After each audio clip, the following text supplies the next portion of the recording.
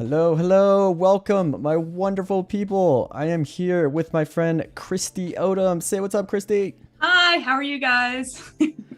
Good. So we're gonna get into Kristi's introduction in just a second, but as always, gotta shout out some things before we get down to the nitty gritty. First of all, check out our new set of Photoshop Daily Creative Challenges with Kathleen Martin. She was just on. She might be sticking around in the chat, maybe. Say what's up if you're on air, Kathleen. But those are happening every day, Monday through Friday at 9 a.m. So don't miss out on those. Okay. And then, as always, we are live on Behance. So there's a little lower third right there at the bottom, b.net/Adobe Live. If you're on YouTube, go on over there to join us in the conversation because that's where we're going to be looking at the chat. So if you have any questions, comments, concerns, go ahead and put them in the chat because that's what we'll be monitoring. And last but not least, I want to have a look at the chat, speaking of it, so I can say hey to everybody. So we got Cody Bear, we got Kathleen, we got Sean, Ferry, Bruce, Fabio, Steve, Bruce Basmala, I think I got that right. Yeah. So if you're tuning in, just say hello. Tell us where you're tuning in from. I love to see the global audience that everybody is watching from. So welcome, everybody. Welcome, welcome. Thank you so much for joining us. All right. Enough talking from me, Kristi. This is your show. Tell us, what do we have in store today? What's going on? Who are you for anybody that may not know you? Yeah, let's hear it. Hi, I'm Kristi. Thank you so much for having me. I'm really excited to be here. I'm a wildlife photographer and filmmaker based out of Longmont, Colorado. I'm a Nikon Ambassador. I'm an associate fellow for the International League of Conservation Photographers. And my work tries to connect people emotionally to wildlife and to celebrate this beautiful world that we live in. And it's funny because I never thought I would be here giving a program on what I'm giving a program on today. Because the last year has been kind of crazy, last year and a half. And for years and years, I was traveling to exotic destinations and locations for photographing wildlife and photographing animals in Australia and Africa and Indonesia. And I always felt like I had to go far to pull my camera out and take photos. Beginning of the pandemic, I had started a local project that on dragonflies and butterflies. Something I had played with a little bit, but I really focused when the pandemic hit, and it really showed me just how beautiful wildlife was all around us and in our backyards. And that local project opened up a world for me, not just of beauty, but it was my first time ever getting published in National Geographic. So I was really excited about that. Super cool. That really started me on a bigger path of discovering beauty that is all around us. I went from all the local parks and looking to see what insects I could discover, and that led me to photographing plants. And photographing plants led me to getting really fascinated with photographing them opening and closing. So I started buying from flower farms and farmers markets, and I started getting these time lapses of flowers opening. And you know how sometimes like Facebook has this way of knowing exactly what you want, even though you never tell it Oddly things. enough. Yeah. Somehow. So, Facebook started advertising these mushrooms that you could grow at home. So I just switched to your screen, Kristi, by the way. So I think we're looking at them now. Oh my goodness. So I started growing mushrooms from my house and doing time lapses. And it was like this world that I am now extremely obsessed with. I never thought I would be such a like fungi enthusiast. But mushrooms are cool, and it's beautiful to be able to create in home. And I was just surprised at how easy it is to make the time lapses with Premiere. And so I'm excited to kind of show you guys how I'm using both Lightroom and Premiere to make these fungi time lapses. Yeah, 100%. So we're going to be in Lightroom Classic. Then we're going to switch over to Premiere to see the workflow in exporting a time-lapse shot, edited in Lightroom, and then bring it into Premiere to bring in that time lapse. So it's very cool. This is stuff that I also do personally, so I'm very excited for this. All right, before we jump into it, just want to have a look at the chat one more time. So we have Pam Fisher from Bethlehem, Pennsylvania. Hugh from the Lower Haight. Hey, that's San Francisco. I used to live in Lower Haight. Right on. General Kenobi watching from a certain point of view. Right on. Cheryl from Florida. So cool. We got people from all over the country. Thanks again for joining us. And again, this is a safe space to ask questions if you want to know anything about photography, time lapses, how to edit them in Premiere, this is the time to ask questions. So ask your questions away and I'll try my best to relay them to Kristi. And yeah, without further ado, let's jump into it. So we're in Lightroom Classic now. Wonderful. Well, here is, I've imported 1,840 images. That's a big time lapse. That's a big one. I took these images over the course of, let's see, I took them over the course of 3 days. I'm going to show you guys the very first image from the sequence. This was taken on April 26th at 7:40 a.m. And then going down to what the mushrooms ended up at the bottom of the time lapse. This was on 4:30 at 5:08 p.m. So this is just 4 days of growth, which it's pretty fantastic how these are pink oyster mushrooms, how quickly they grow. And so, yeah, I do like changing my angles and changing it so that I can cut different perspectives in Premiere. So I do each time lapse for about a day. And then, yeah, as you can see, the mushrooms go from a very small phase to a very big phase. And they don't start off looking that good. They start off looking kind of funny, but then they grow up and they grow so fast and they look beautiful.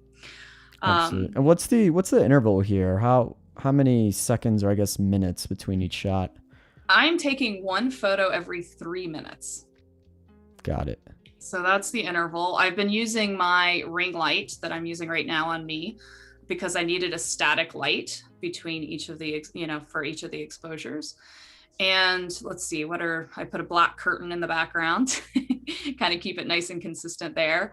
But I also, everything has to be consistent. So everything on my camera is manual exposure, manual ISO, manual light, white balance. And also I plug my camera in so that it's got a longer, so it can stay on. The battery life is extended. Yeah, if you know of any batteries that last 5 days constantly on, let me know, because I don't know of any. So for stuff like this, you definitely need a dummy battery connected to a power outlet. And if you have a battery that just lasts a certain period of time, you just have a whole bunch of different clips. Because the thing about mushrooms is they grow so big that, a lot of times I'm shooting with macro lenses and there's a shallow depth of field and the mushrooms will grow inside that depth of field. So sometimes adjusting every, 8 hours or something like that, if your battery does go dead, is actually something that you can use and get a different angle and things like that. So while it does massively help to have a camera that's plugged in, these were all taken with my Nikon Z7 II and mostly with the 105 macro and then the 24-70, depending on if I wanted a wider shot or a tighter shot. So sometimes I switched out the lens to have a little bit of a different perspective. Like these were taken with the macro right here to get that real fine detail. And then the ones at the end were taken with the wide angle lens.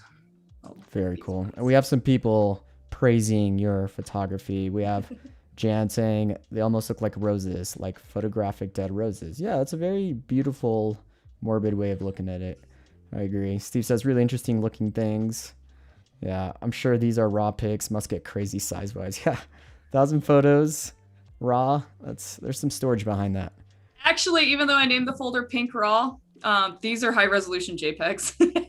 Oh, so okay. I shoot raw for everything except for my time lapses because I end up, with the ultimate, like, a lot of space. The export is going to be on video. So the JPEGs seem to be just fine with what I need for video resolution. That's a great point. I think definitely having an output in mind can help you make more educated decisions, such as whether to shoot RAW or JPEG. I've actually shot a bunch of time lapses JPEG because I know they're going to go online on Instagram. I don't need that crazy resolution. It's already looking great out of the camera. So yeah, very, very good point. Exactly. Well, one of the things oh, sorry, go ahead. Yeah, I just want to shout out a real quick question. Ronald is saying, how do you keep the camera from going to sleep? Oh, I turn the standby timer off. Great question. So in your settings, if you go into the settings, you should find somewhere where it's usually under battery or power, and you'll find a way that you can turn off your standby settings. But the thing is make sure you remember to turn that back on, because then otherwise I've gone to shoots afterwards and then I've like killed my battery a lot faster than I thought. And I'm like, oh, I forgot to turn the standby timer back on. Right. But that's a great question. So yeah, most cameras have that settings. Good question. There. Keep them coming. We got Green Salad 007 coming in to say, hey, welcome Green Salad. Thanks for joining us. Well, I mean, if it's okay with you, I would love for you to do you mind showing a little bit of the final product and then we'll get into piecing it? Very good call out.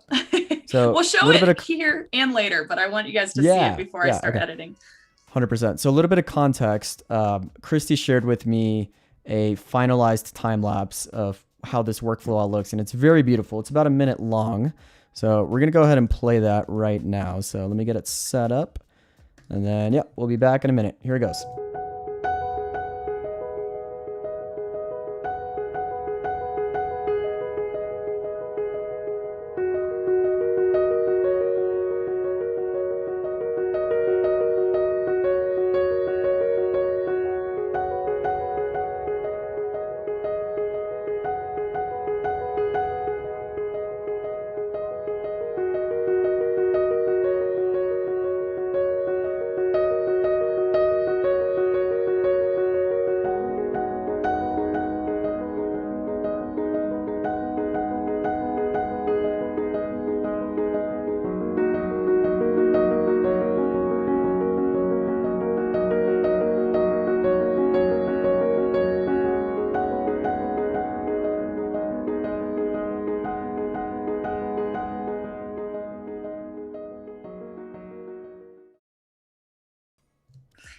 Very cool. I got goosebumps at the end of that. I mean, that's what we're doing today, folks. If you want to see a peek behind the scenes, this is what's happening. Very, very cool stuff. So today we're just going to work on the pink oyster, which was at the very end of that, which is one of my favorites to photograph because of this amazing texture that comes out. And I love putting the light a little bit to the side to kind of bring out that texture and bring out a little bit of form. So we're going to start from the beginning, and I do edit my images in Lightroom first because I love the fact that Lightroom lets me batch edit everything. So I can get all the photos perfectly aligned and ready for putting them into Premiere and making that time lapse. Very cool. And I do want to call out the crazy praise you're getting in the chat. So you got Fairy saying that looks buttery smooth. Wow, right off the bat, I'm floored. Super cool, epic, beautiful. Wow. Even the logo, amazing. Oh, that looks so beautiful. I could go on. So you get the idea. Very cool stuff. Same reaction I had when I saw it for the first time. I am so excited that these are things that you can do from home and create at home. And it's something that was a lot more simple than I kind of thought it was. And I love being able to marvel at nature and the whole ability to marvel at nature from things that are inside your house and to be able to create art inside your home. It's been amazing. This journey has been amazing. And not to mention it's tasty too. Like, oh, you eat these mushrooms. Oh my gosh, yes. These pink oyster with a little bit of like olive oil, rosemary, and garlic, they're delicious and they're super healthy for you. Everything's organic, it's homegrown, and it's actually really, really tasty. That is one of the coolest things I've heard of. It's like you grow these mushrooms, put them on this beautiful display, shoot a time lapse, do an amazing video, and then you get to eat them. It's pretty funny because I posted a new time lapse I did just on my Instagram yesterday, and my mom commented about how tasty they were, and I'm like, oh yeah, that's right, my mom ate those. That's so funny. So it's like for people to comment on your art and be like, and they were delicious. Yeah. Here's a question. I knew this would come up at some point. Jana's asking, where do you grow the mushrooms on what? Okay, great question. When I first started, I had them just with a black curtain behind them, and I would spray them with water because mushrooms need a lot of moisture to grow. And so I literally was you can grow them on your countertop as long as you have a little spray bottle or something to keep them moist. But now I've kind of elevated this because I'm so obsessed. I do have an indoor grow tent for growing plants indoors. And I have a humidifier that I use in that grow tent because the spray bottle was messing up my time lapses. I kept on having time lapses that had water droplets and things like that. And I didn't like the look of that. So having the humidifier as well as having a controlled situation like a indoor grow tent has kind of helped. But you don't need all that fancy stuff if you get as obsessed as I am. And it's also nice because you can grow other herbs and plants in your house if you do get an indoor grow tent. Very cool. But okay, are you guys ready for me to show you what I do with my editing? Yeah, let's dive into Lightroom. Let's see how this happens. So I'm going to go into develop mode here. This is the very beginning of the time lapse. One of the things that I do is When going into Premiere, you always have to think about your final output and what you're doing. With Premiere, I like importing everything sequentially. So I just keep all my photos and files in here. You can also export and make sure that you get an image sequence, the correct image sequence by naming your images. But we'll talk about that in a little bit. First thing I always do is I always do a crop. Now for this, I wanted a 4K video, which I do have a 4K video on my website, but I wanted to go ahead and crop it so it was the right dimensions. And the dimensions for a 4K is the 3840 by 2160, which happens to be a 16:9, right? And so that's where I want to crop it, is so it has the right proportions for the video.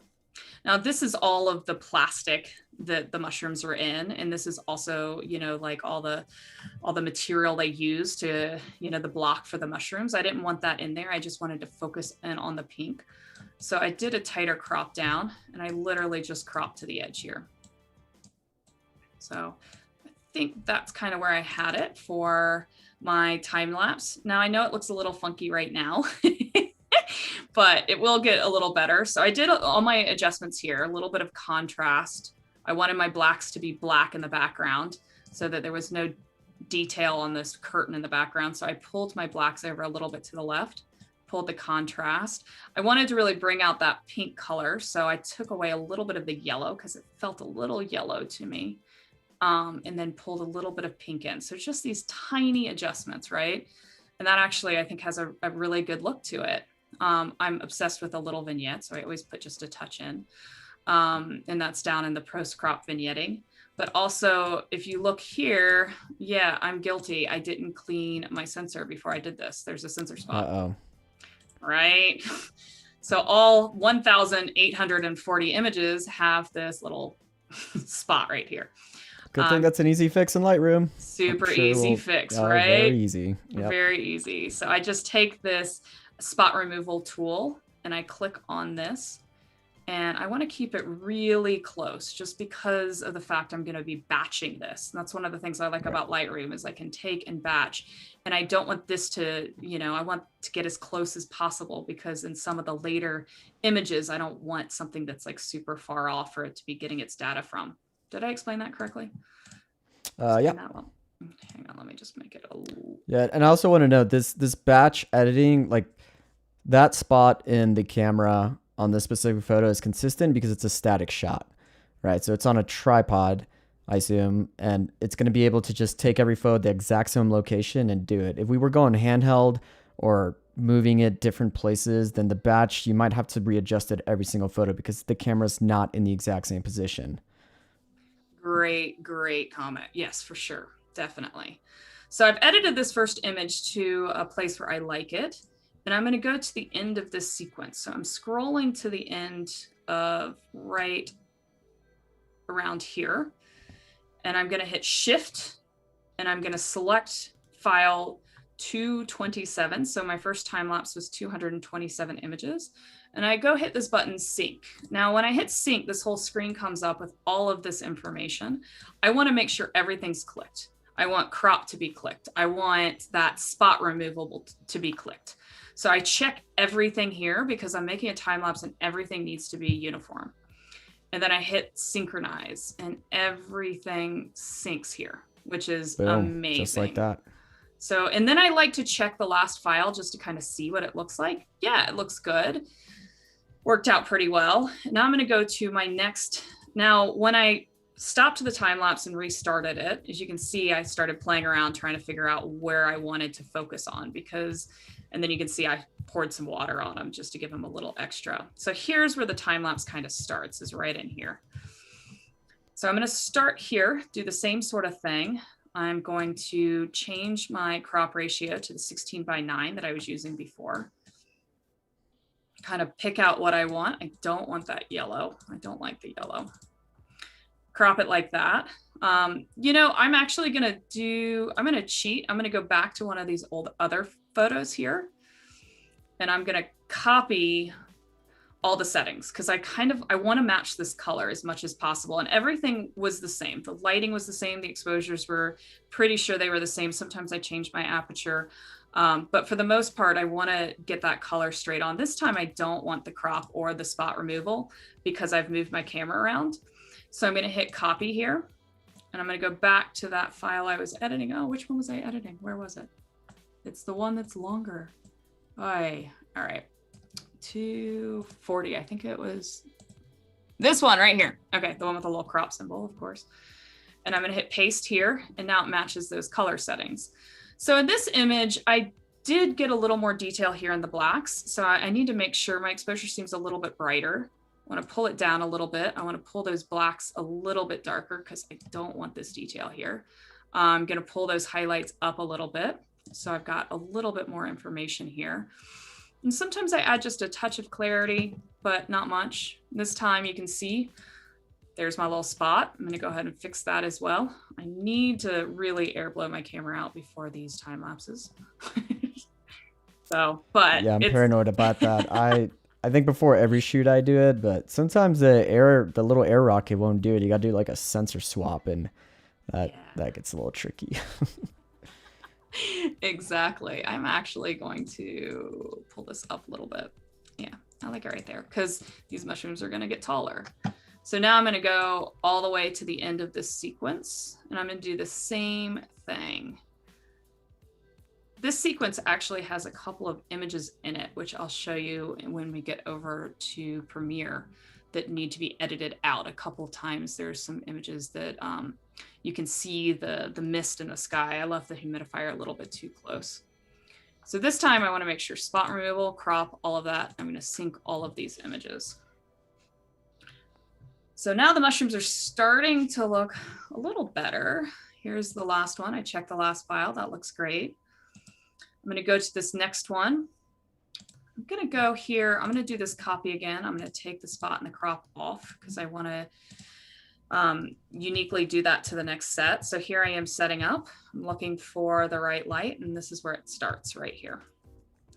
So now I'm going to hit this paste. Oh, now this didn't work, so I need to re-edit this. I'm just going to take some of those blacks. That's what happened. The blacks are too black there. So I'm going to just kind of edit a little bit here and here until it looks pretty good. I still want those shadows to be just a little darker in here because I want that to be consistent. Put a little bit of a heavier vignette on this one. All right, I think that looks good to me. But now I've got to make sure I do this crop tool. Got to do that on all of them. And I am going to focus on the top part of this. And the great thing is the files are so big for 4K, you're going to be able to even crop down on these right. files, which is great. So I did a time lapse recently where I literally just took sections of the time lapse and cropped those sections and then overlapped them, which was really kind of fun. All right. How are we doing with questions while I go through? We're good. Yeah, I think everybody's attentively watching. But again, I'll reiterate, if anybody's got any questions, feel free to ask away and we will relay, or I will relay. Nice. Yeah, I'm actually not gifted in the way of being able to read a chat room while I'm speaking, so I apologize, guys. Nope, that's what I'm here for. No worries. So we're going to synchronize. We're going to put that. I didn't remove a spot on this side. There was no issues with my sensor on this side, but I'll click it anyways just to keep it consistent. But as you can see, I'm going through, you know, this one I went through 400 images. The mushrooms are starting to look gorgeous, right? Some solid growth. And then as you it's kind of crazy. In 4 days, that's how much you grew in 4 days? Yeah. See, I'm getting my camera all set up and I'm like, yeah, there's my light. See the ring light? Yeah. And I do want to reiterate, I mean, from what you told us, this is a pretty simple setup, right? It's a black curtain with a ring light, all done indoors. Yeah. And it's just crazy the results that come out of it, because this honestly looks super, super professional, but it's also very simply done. So it's not that hard to get into this, folks. Very cool. No, it's been, here I am changing the lighting around. I moved it to make it a little bit, and that's when they start growing, is right here. Yeah. So this is where I'm starting to edit. We got a question from Helen. Helen, how are you? Yeah, Helen Sauter. I think I'm saying that right. They're asking, does Kristi work with her images on her computer or off an external drive? Good question. I make sure I do everything internally. So I make space and keep space on my computer so that I can edit with my images that are on the on the drive. Like I move everything that I'm not currently working with. All of my not current projects go to an external so that I've got the space to be able to optimize my computer and the power of my computer. But great question. Yeah, very good question. We got another one from Norsh. They're asking, Yes. in what situations would you have to start the whole sequence of photos all over again? Has it ever happened? Smiley face. Yes. So I've had to throw out batches, which are just like, no, because when you set your camera, I usually do a day and a half is kind of my longest, but I find that sometimes something changes or something goes wrong, or, you know, I had used duct tape to tape up my backdrop once, like tape up it was literally like a black reusable grocery bag. Yeah, I think I know where this is going. I think the humidity made the bags fall. And so the time lapse all of a sudden had this like bright silver background and it didn't work. So I had to, trash those, but I still got to eat the mushrooms. So there's always a plus. The interesting thing is these mushroom blocks, once they grow, because what you do is you like cut one of the sides, and that side, when it gets exposed to water, is where the mushrooms will start growing, and you'll get these little tiny little tiny spots, and that's when you know you got to get ready, because once they grow, they double in size like every day. They grow fast. But the cool thing is that when that side of the block has gone through its growth, you harvest it, you pull all the mushrooms off, and then you can put plastic over it and then slash one of the other sides of the block, and it'll grow mushrooms from the other side. So a lot of times when I mess up, it's like, all right, I've got to go and regroup, and I can use this block to grow more mushrooms. So that's kind of cool. Very cool. But great question. Yeah, I mess up all the time. This took a little while. It took a while to kind of also learn that one image every 3 minutes was what I like working with, was kind of optimal for my time lapses. This is where it gets really cool. Like, so I'm going to synchronize these, but the mushrooms are starting to have this crazy, and you start learning, how they grow and what they look like, and you know where to be ready for them and things like that. Yeah, this is 16 by 9. Perfect. Yeah, I do want to highlight that point, especially when you're shooting time lapses. It's definitely going to take some practice and trial and error to know what right interval is for the desired outcome. Like, for example, if you're shooting clouds or like a landscape or mountains, like, do you want to shoot 3 seconds, 6 seconds, looking at the clouds, how fast are they moving, what's going to make more sense? I'd say that's a big one when shooting time lapses, is you got to get your hands dirty and figure out what the right interval is for growth. You might nail it the first time, but the more you do it, the more you get an idea of the interval you need to shoot for certain things. Like for Kristi's example, shooting mushrooms growing, I mean, that I would have to just look that up or try myself, because it's one shot every 3 minutes. That's a big interval, but if you're doing it over the course of 4 days, then it makes sense. Otherwise, you'll have 20,000 photos if you're shooting like every 10 seconds. The interesting thing is I still find that I speed this up in post. So I'll show you guys in Premiere how much I do end up speeding it up a lot more than I kind of thought I would. Which I think is a good problem to have, right? Because that means you have plenty of photos to work with. The opposite side of that coin is you don't shoot enough and then you're trying to drag it out, and then that's where it gets complicated. Exactly. Oh, and we I got love a couple more questions if you have a moment to answer. Oh, speaking of the chat, though, the person that complimented the logo in the chat, that's actually something we're going to show tomorrow how to do. Yay.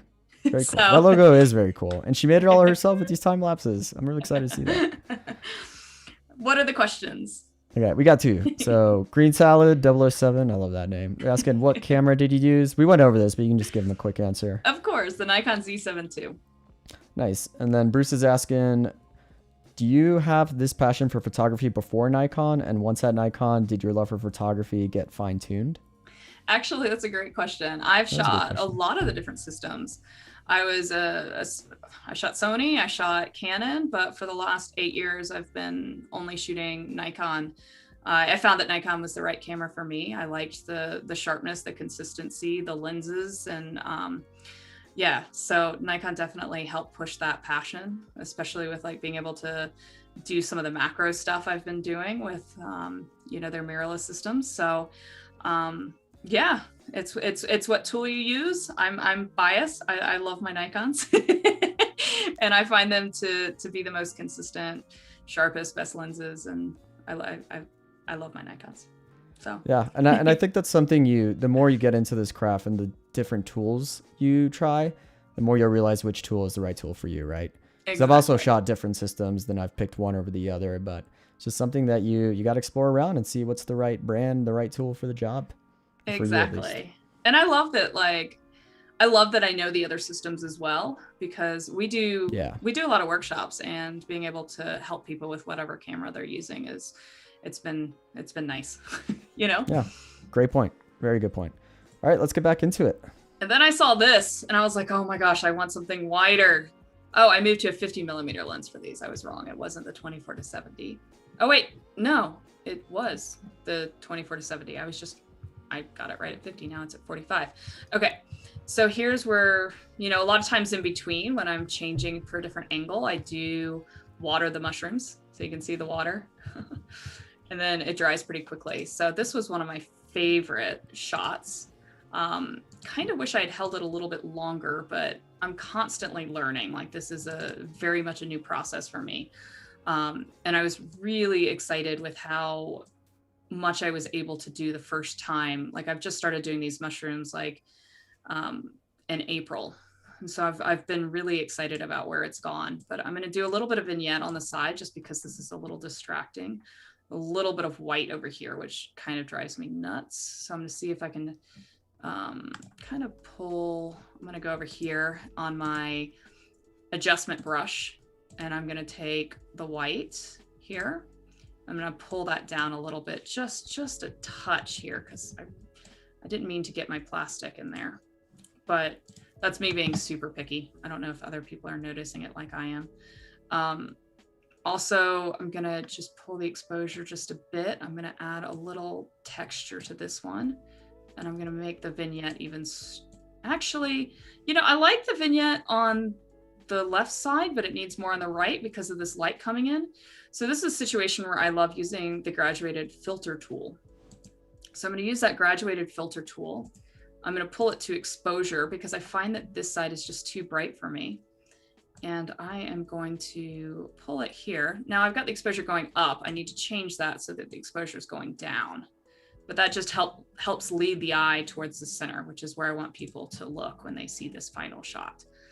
So I'm going to get out of the adjustment brush there, play around just a little bit more. It's got a little yellow in it, but this is just me being super picky. I find Lightroom is so nice because I find that, like, I am so picky and I go back and forth, but it doesn't take long to do that, you know? Yeah, that's super, super fast. Kristi, I want to check something on the back end real quick. So I'm going to take us offline for like 30 seconds because I want to change a setting on our call. So everybody hang tight. We'll be back in 30 seconds.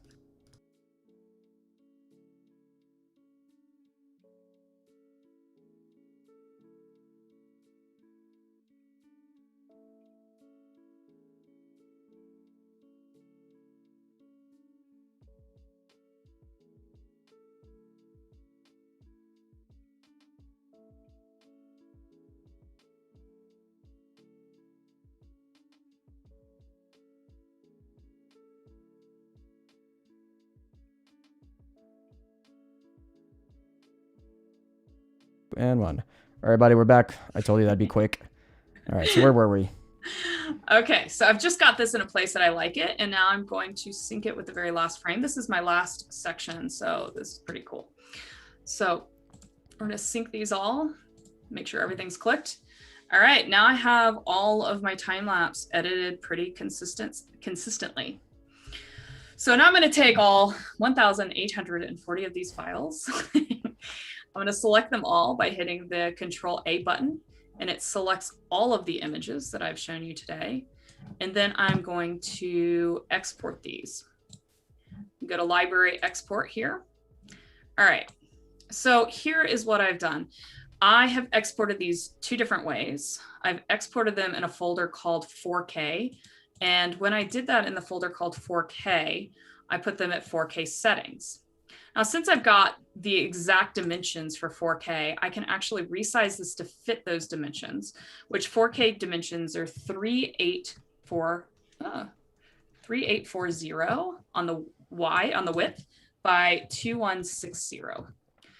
And the resolution, you can do 72. Some people do 100. Keep the quality up to about 90, is usually where I go on this, just because you don't need that 100% with these. So this will give me a whole lot of images at 4K, which is what I use to make what we saw earlier and what we'll see again. For the sake of this demo and the fact that we are broadcasting, I am going to be playing not with a 4K, but with a standard high def. I put this at 1080. And I put this in a subfolder called 1080, and I changed the size to the long edge being, I actually didn't really, sorry, I say 1080, I should call this like standard def. It's like, it's kind of high def, but it's like not full high def. Anyways, I did this at 1280. So I did not 1080, I did it at 1280.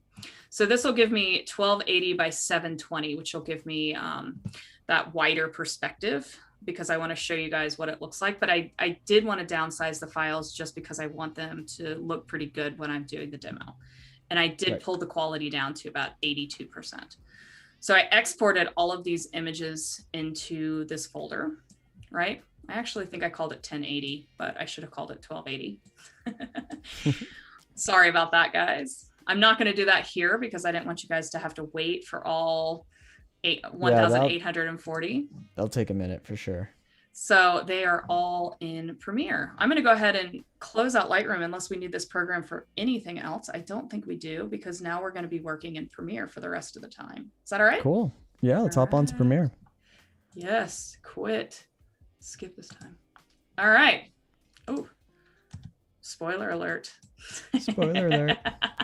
Okay, so I'm going to go ahead and just delete this so we don't see anything. Delete all of that. I'm actually going to just close this project and start a new project. No.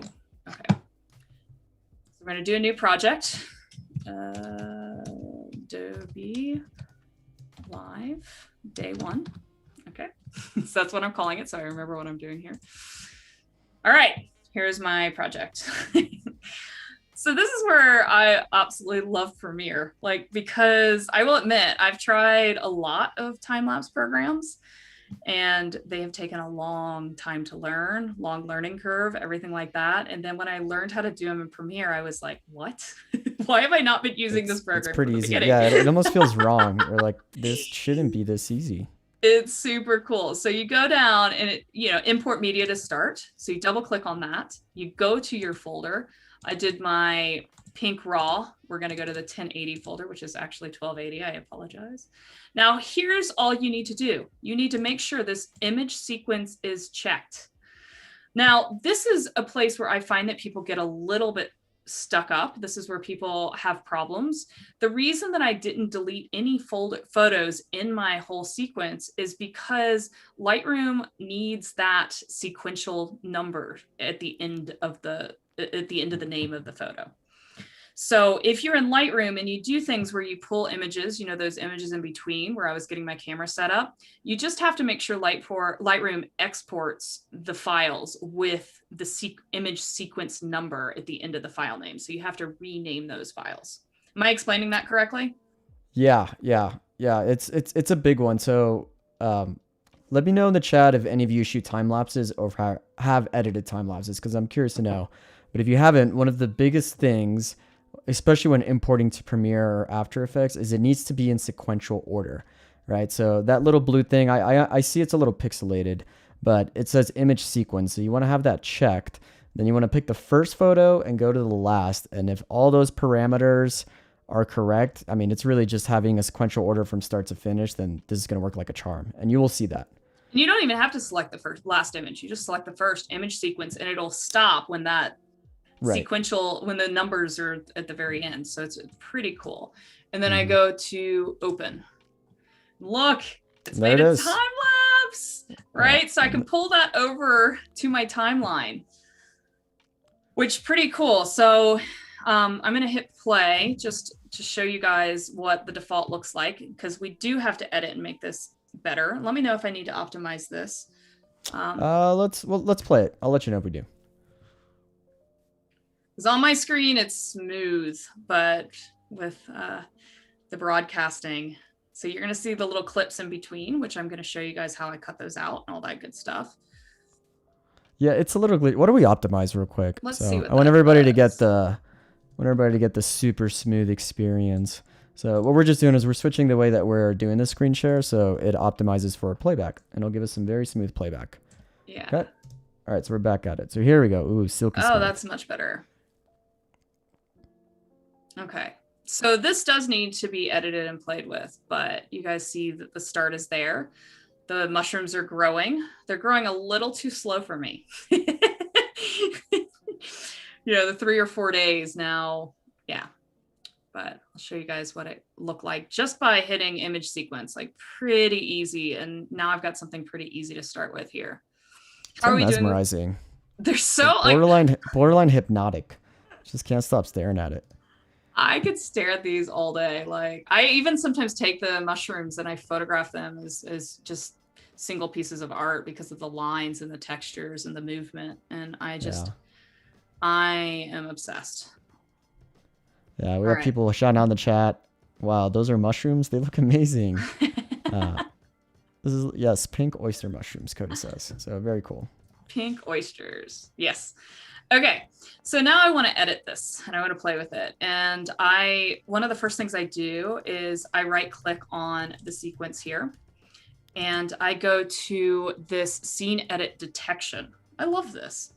Scene edit detection doesn't work 100% of the time, but it's a great starting point. So what this is going to do is it's going to kind of analyze this clip and go ahead and cut it where the mushrooms are changing. So in between those, huh? I said, what? I never use this tool. This is you never use this tool? No, this is a new one for me. It's so cool. And it's like, so now if everything works well, it should show me those individual sequences. So I've got the first sequence, and then I've got where it's kind of broken up in the middle, and then I've got the next sequence. So this is something I obviously want to delete here.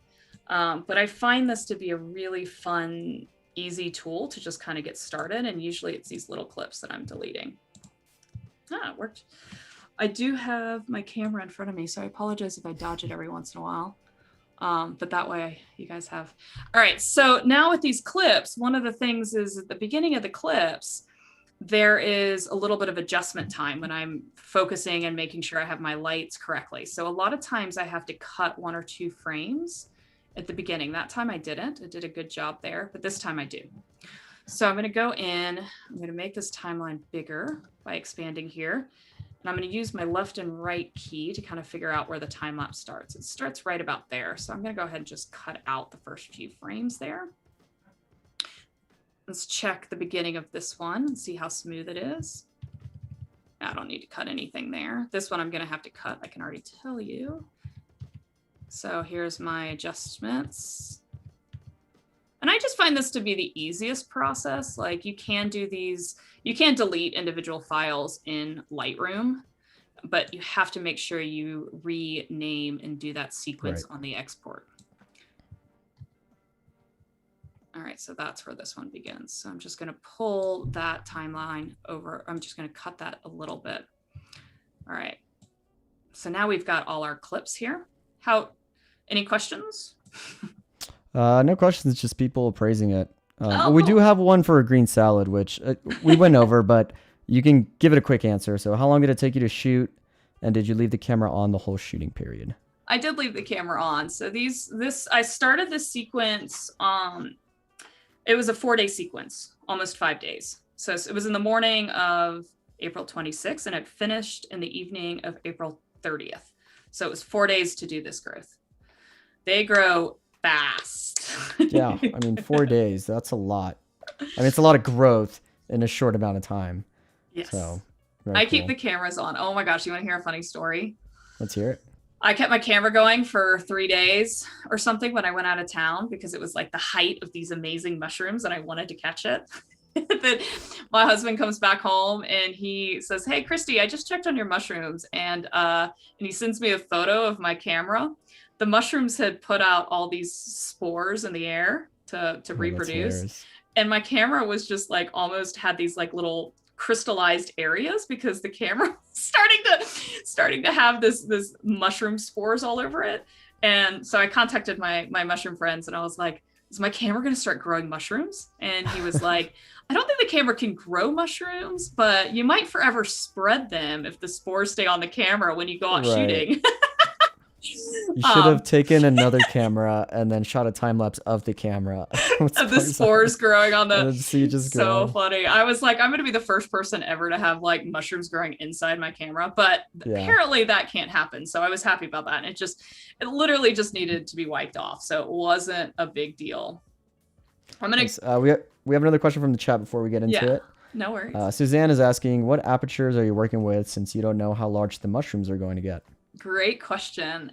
Because I'm on a tripod, I can use really low shutter speeds, which is really nice because I can maximize on my apertures. So a lot of times I'm shooting, if I'm shooting with my 105 macro, I'm shooting at 45.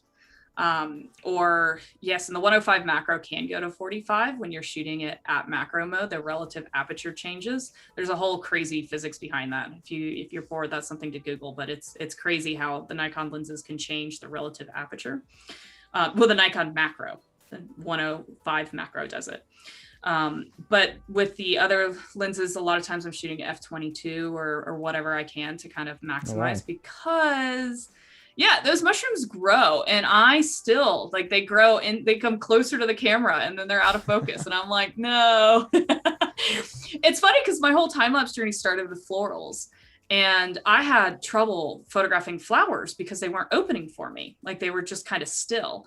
And then I called my friend that owns a flower farm and she was like, well, Kristi, where are you getting your flowers? And I said, the grocery store. And she was like, well, grocery store flowers have all sorts of chemicals in them. So they don't really open and close. They kind of just stay in this one state because they, want them to look pretty on people's counter and they want them to and so there's all sorts of chemicals in them. And she was like, you've got to go to a flower farm and you've got to go to farmers markets and support local florists. And then once I started doing that, I started these flowers, I photographed all these anemones and they were opening and closing within 2 hours, and they would dance around and there's so much life. If you get the right flowers, there's so much life. But the anemones, I couldn't believe it because they kept opening out of frame and dancing around. And I'm like, how wide do I need to go and what aperture to actually get them in focus? So I failed so much at that. It was kind of hilarious, but it was beautiful to see the life in the flowers and how much they do open. So if you're interested in doing these sorts of time lapses, but with flowers, I can't stress enough to find a local flower farm or go to your flower farmers markets on the weekend and meet people. Because this journey for me was changed forever by going to a farmer's market, which was funny. I went to my local farmer's market and I met these mushroom biologists that, run this company where they sell the blocks for mushroom growth at home and to be able to make mushrooms that you can eat. And we've become good friends and they've helped me understand the process and they've helped me learn exactly how to grow these mushrooms. And if you guys, and I think you have their website, right? We can give a quick shout out. Yeah. We give them so it's the guys over at the Humble Fungus. If you are looking at buying these blocks, this is where I buy all of my blocks from and they can ship them out and all that good stuff. And there's also these QR codes on the blocks. So right when you get a block, you can take a photo of that QR code and it'll go through instructional videos on how to grow mushrooms at home. And I love these guys. So these are the pink oysters. Those are the ones I've just bought. This is them at the farmer's market where I met them at that farmer's market. And I am currently trying to grow the chestnut mushrooms. I don't see any on this page. I'm surprised they don't have your time lapse on their website. Oh, they share them on their Instagram, so excited about that. I feel like that's super cool.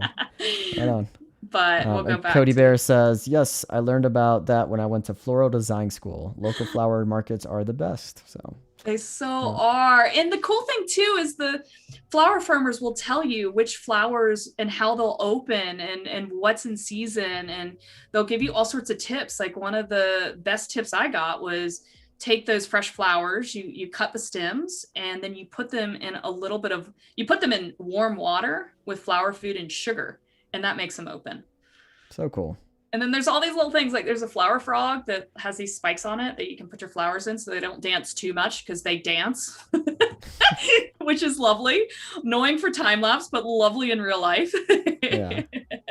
But sorry, I'm now getting into my No, that's florals. awesome. I mean, I don't know anything about florals, so that is very good to know. Oh my goodness. All right, so now I'm going to go in. I'm going to get rid of these black spaces by just right-clicking here and hitting ripple delete. Otherwise, we'll have these periods of empty space in between my time lapses. Oops. Ripple delete. Okay. Oh, I'm missing one. There we go. All right, so now we've got the time lapse kind of going through. A couple of things that I like doing with these is, first off, I have a very short attention span.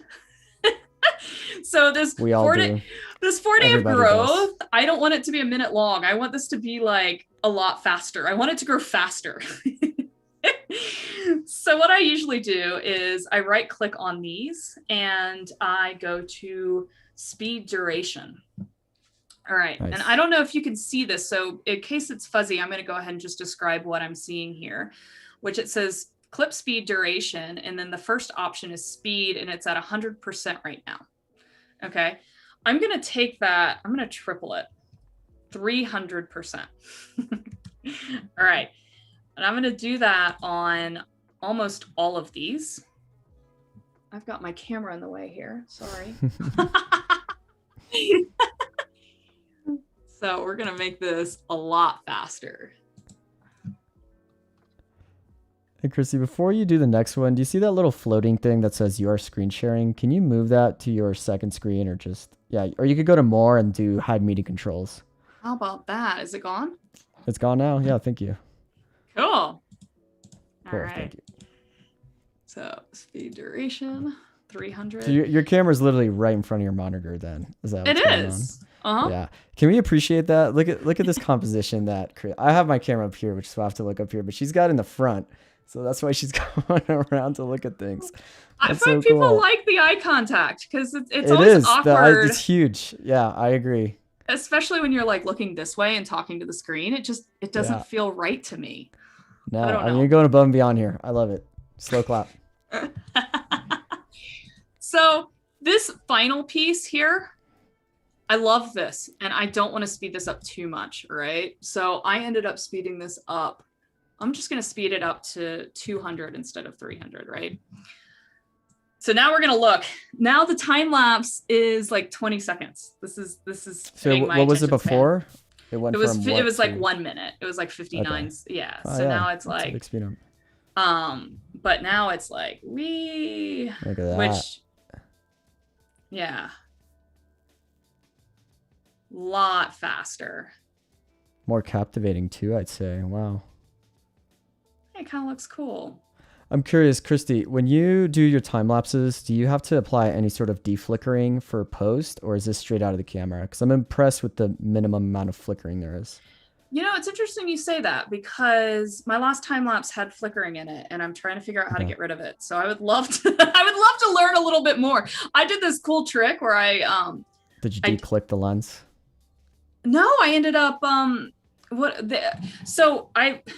the flickering, I took like the sequence that was flickering, I copied it, I put it on top of itself, and I moved one little key over, and I put the top layer at 50%, and it got rid of the flickering. Oh, wow. Somebody really cool trick. Put that on YouTube, and I was like, let me see what this trick is. If we have time, I can kind of show you where I was battling with this earlier, because it was frustrating. And I did lose a little bit of the crispness, so I'm trying to figure out if there is a better way to get rid of the flickering. I think the flickering was caused by, we had some serious heat in Colorado, and we don't have an air conditioner at my place, and so there was like a couple days over 100 degrees. Yikes. And inside a mushroom growing tent, 100 degrees, and I think that the light caused the flickering, so the heat made the light flicker. Yeah. And it was the first time I've had flickering in my time lapse. I was so frustrated because I was obsessed with this time lapse, and I read about that trick online, and it worked. Have you tried? Yeah. Have you heard of that one? I haven't. I actually use a third-party software to get flickering to get rid of flickering, and it works insanely well. So flickering is something I struggle with a lot. And from my understanding is, so if anybody doesn't know, when you're shooting so many photos in sequential order, the exposure may not be perfectly consistent compared to the last photo. So when you play it back, and when you're playing 1,000 photos back at 30 frames per second, you're going to see these little nuanced lighting changes. I think some cameras handle it better than others. Some you just can't, no matter what's going to happen. And a lot of times what happens, it's from the mechanical, especially with mirror cameras that have the aperture. So every time the aperture closes to like say f11, it doesn't perfectly close to f11 to the last one. It's the tiniest bit that changes the way that aperture closes, and that's going to cause the tiniest amount of light change. So I have an older camera, which is just crazy with flickering, but I do a program called LR Timelapse that works with Lightroom Classic, and it just kills the flickering. It's very impressive, and a huge reason why I use that. But there are many ways to get rid of it, such as yours, which I haven't heard that. And I mean, if it works, it works. That's pretty cool. And it sounds like you could do it all in Premiere. I think I can show you guys. Do I have it in? If you want to see what I was talking about, like if you're curious. Yeah, but it's not going to throw a wrench in the whole No. workflow. I know it's a quick one. Let's do it. So here's the time lapse I did the other day. This was the one I fixed the flicker. So this is when I fixed it by doing that weird. Yeah, you can't even see the flickering right here. But I'll show you. Beautiful. I'll show you what Is this moving up? Do you have like a pan going here? Or I zoomed in. Okay, very cool effect. But so that was the one after I did that weird technique. Let me see. Oh, go away. While you're searching that, I'm gonna make you talk and chew gum at the same time. Suzanne has a question. They're asking, do you need to keep any kind of grow light on the flowers? Or I guess I haven't been using a grow light. The mushrooms are really more about water. So the only time I've tried a grow light at the beginning. Oh, and speaking of like any LED or grow lights, you need a slower shutter speed because of the refresh rate. Speaking of flickering. So you need to have a lower shutter speed so you don't catch that flickering you don't catch the refresh and the LED lighting. And that's the thing the flower farmers told me too. It's not necessarily about the light for most flowers. I mean, some it is. It's more about having the nutrients in the water and having the flower food and some sugar. So I've been doing everything with artificial light and dark spaces. Very cool. But great question. So this one, you should see the flicker. Yeah, see the flicker? Yeah, you can see it. There's the light flicker. On like the bottom, yeah. I was so grumpy because I was so obsessed, but that little trick right where I duplicated it, it was so weird. Like read online and someone was like, there's a trick. And I was like, what, a trick? That's cool. And it worked. Can you play that time lapse again? That is so cool. The one without the flickering or the one with? Well, if it's without it. I love how those two mushrooms just like join together. That is so mesmerizing. So this is actually, I zoomed in. So this was the wide and then I zoomed in. So cool. You'll see that again at the end because I was trying to photograph them from underneath. So I'm really interested in the way that these lines move and the patterns form. So I set up this whole, I love how they kind of crash against each other. Very cool. Kind of, that's where the bags fell off because I had the bags on the ceiling because the camera was laying down, shooting up. But this was my newest time lapse. I just did that a couple days ago. Yeah, I think mesmerizing is the key word here. A lot of people are calling it out. They're like mesmerizing, trippy. Very cool stuff. Oh my goodness gracious. So here's another thing that I do with my time lapses is I actually don't like when it goes from here to here. I like things to kind of go left, right, left, right. So I did some flipping in here. All right. So I hit the effects and I went through, where are my, oh, they're over here. Why are they over here? Okay. We have two questions, Kristi. I'm going to take one so you can work while I answer this. And then the other one should be a quick one. But Jana's asking, can you take a series of still photos, for example, a house being built and make that into a time lapse? Absolutely. You can make a time lapse literally out of anything. The important thing, though, is something like a house being built. That could take a very long time. That could take months, maybe years. So you really got to understand and know the logistics of how to set up a proper time lapse to get that effect, right? Because you don't want to take a shot every 10 seconds. I mean, you'll just spend so much money on storage. But if you take a shot, say like once a day or like twice a day, and you got to figure out how that camera's going to stay on, you might need to protect it. Sometimes there's like weatherproof enclosings that you can put the camera in, and that has a little cord for the power cord. That's a way to do it. So yeah, again, it's all about knowing what you want to shoot, how long it's going to take, and then knowing the interval that needs to be shot. That is kind of the perfect middle ground of storage and also battery life. So I hope that answers your question.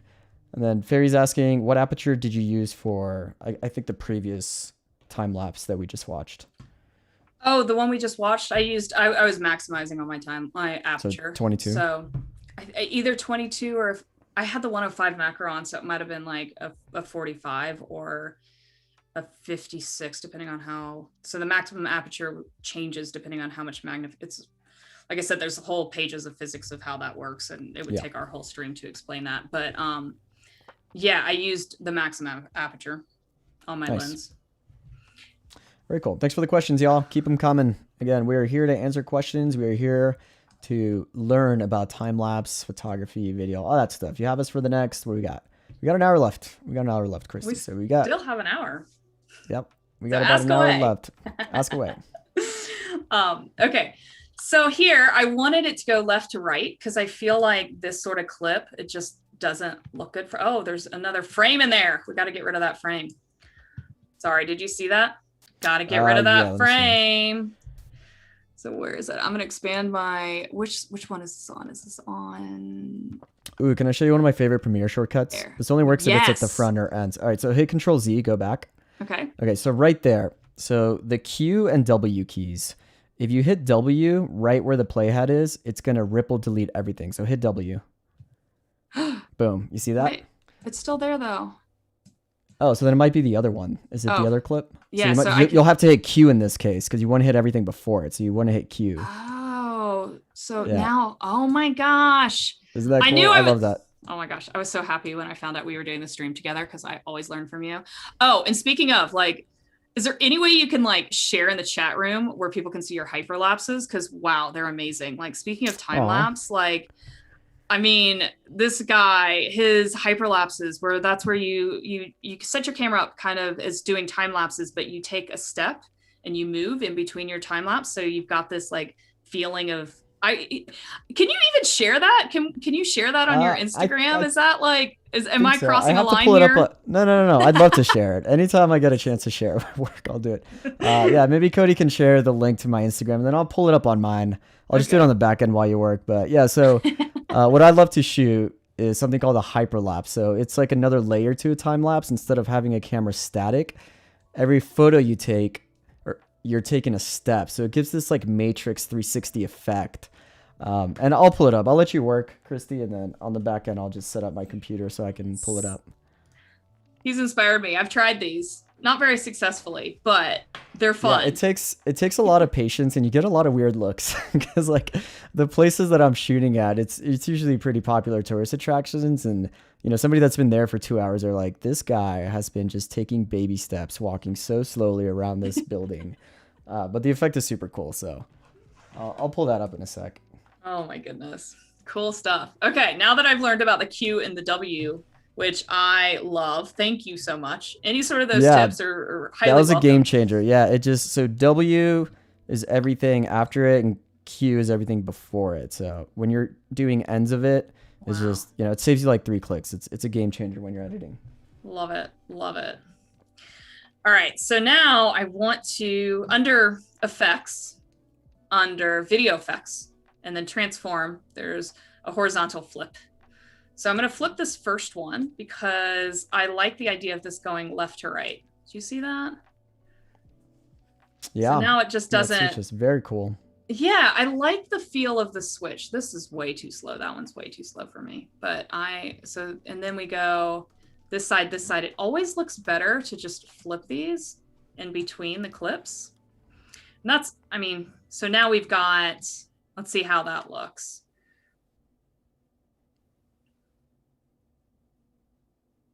Okay. Much better. Yeah, I agree. Switching it from left to right that's big. It's a very simple edit, but it does a lot to these time lapses. For sure. So I think that that's, makes it look better.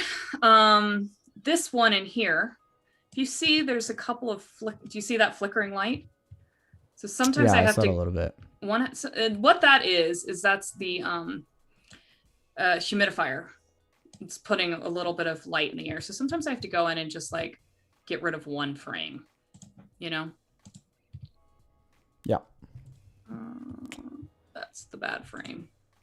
All right, we do have some questions coming in. Let me know when there's a good time to ask them. I didn't get the frame. I'm sorry, I went the wrong way. Yes, I would love your questions.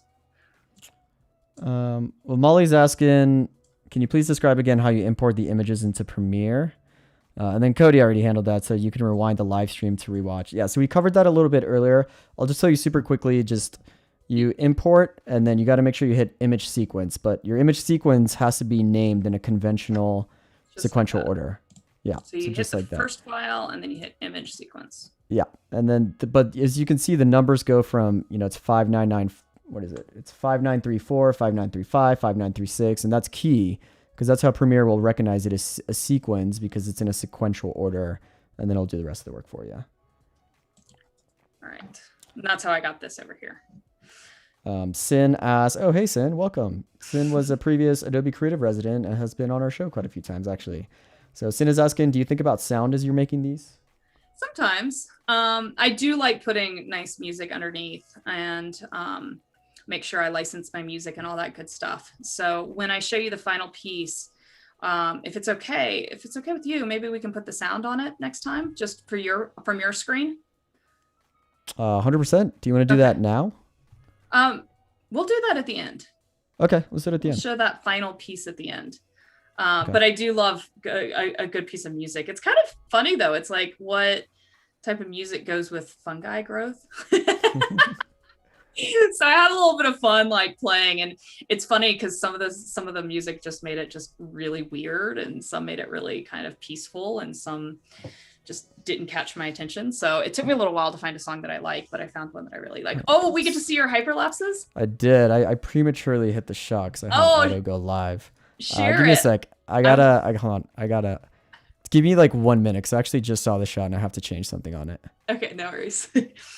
All right, so with this, I've now got my back and forth, which I like. I did find that this grow right here was still too slow for me because I have no attention span.